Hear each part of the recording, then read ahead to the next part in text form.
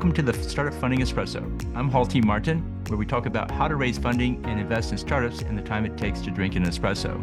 If you have a question about startup funding or investing, please go to the website, startupfundingespresso.com, and type in your question into the chat bot in the lower right corner to receive an answer. I hope you enjoy this episode. Hello, this is Hall T. Martin with the Startup Funding Espresso, your daily shot of startup funding and investing. DAOs, or Distributed Autonomous Organizations, are communities with a purpose, using software platforms to coordinate and execute the policies of the members.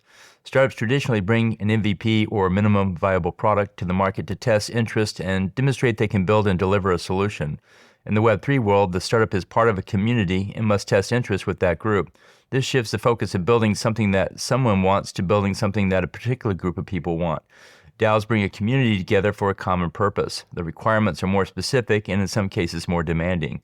Those within DAOs are more collaborative and supportive and can be not only users but also investors and potential employees. This creates a new dynamic in building an MVP. It must not only solve the problem but also appeal to the people who have a stake in a cause and want to see it grow and develop.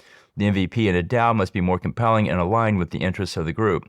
The connection among members of a DAO provides more information and feedback than traditional communities. Consider what your MVP must achieve to be successful in a DAO. Thank you for joining us for the Startup Funding Espresso, where we help startups and investors connect for funding. Let's go start listening to today. Hall T. Martin is the director of Investor Connect, which is a 501c3 nonprofit dedicated to the education of investors for early-stage funding. All opinions expressed by Hall and podcast guests are solely their own opinions and do not reflect the opinion of Investor Connect.